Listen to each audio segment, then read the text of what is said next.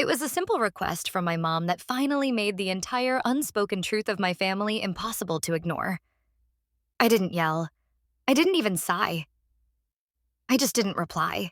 And in that silence, I realized my whole life had been built on a foundation of quiet assumptions I never agreed to. My name is Alex, and if you've ever felt like an afterthought in your own story, stay with me.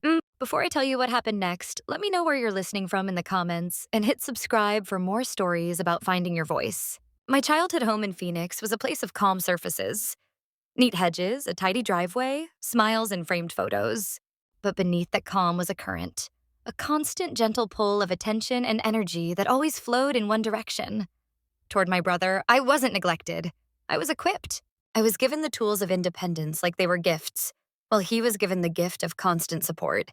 "You're so capable, Alex," they'd say, and I'd beam with pride, not seeing it was also an instruction. Figure it out yourself.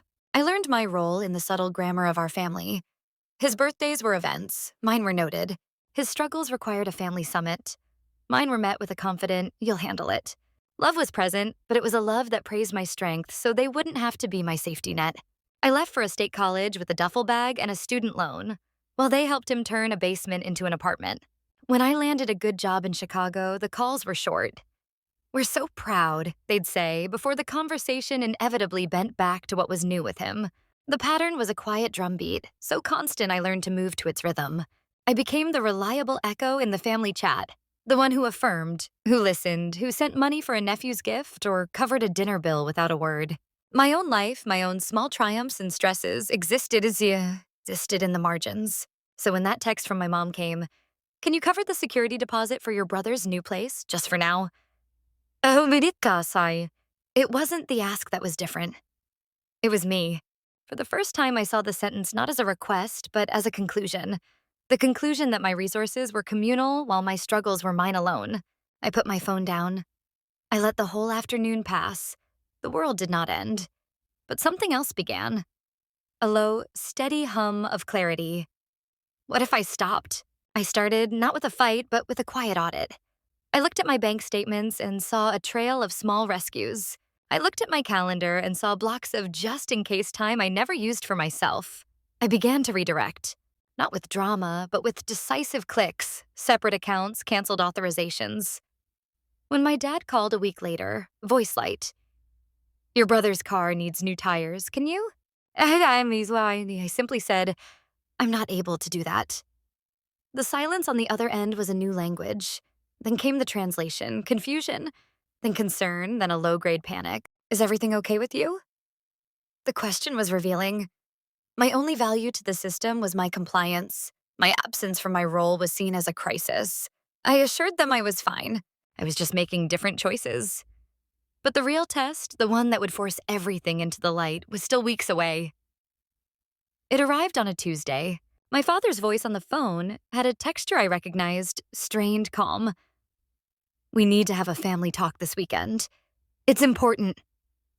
He didn't give details. In our family, urgency without details meant only one thing: a problem, and it had a price tag.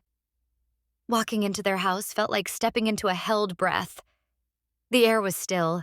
My brother was slumped in a chair, my mother nervously straightening already straight magazines.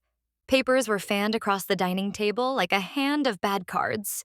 My father laid it out: a failed investment, a leveraged debt, a looming deadline that threatened my brother's family's stability. The story unfolded with words like unexpected and temporary. Then they all looked at me. My father found his closing argument.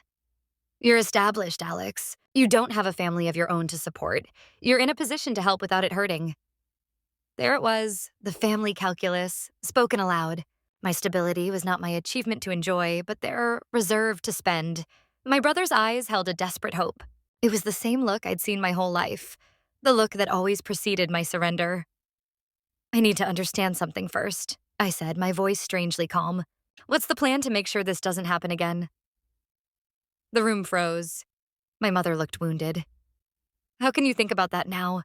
she asked. I took a slow breath. "If now isn't the time for a plan," I said evenly, "then now isn't the time for my money." The statement hung in the air, solid and immovable. "We're family," my brother burst out, his voice cracking. "This is about helping family." Helping who to do what? I asked, looking at each of them. Who is helping me build the future I'm constantly asked to pay for? The following silence was the loudest sound I'd ever heard. I reached into my bag. I had come prepared, not with a checkbook, but with a proposal. A clear, formal loan agreement with terms, a repayment schedule, and a mandatory condition. We would begin family counseling to talk about the patterns that led us here. I slid the folder onto the table. This is how I can help. With structure. My father scanned it, his face hardening. This is cold. This is what a stranger would do. I nodded. When you need emotional support, I'm family. When you need a financial solution, you need a partner. Let's be both, clearly. The anger and tears that followed were expected. The guilt washed over me but didn't stick. For the first time, I was setting the terms of my own worth. They signed. Not with gratitude, but with the grim acceptance of people who finally see the cliff's edge. The aftermath wasn't a happy ending. It was a difficult new beginning. They sold a car, they cut expenses, we sat in awkward therapy sessions where old grievances finally found words. The dynamic didn't magically heal, but the weight, the immense, invisible weight of being the designated Atlas, lifted from my shoulders. Back in Chicago, my life didn't just feel lighter. It felt like mine. The constant low-grade anxiety of the next request faded. When my phone buzzed, it was no longer a trigger. My mother began to call to ask about my day. The relationship changed because I changed the part I was willing to play. I learned that boundaries aren't walls to keep people out. They are the property lines that let you build a home within yourself. For years, I thought being the strong one was my greatest value.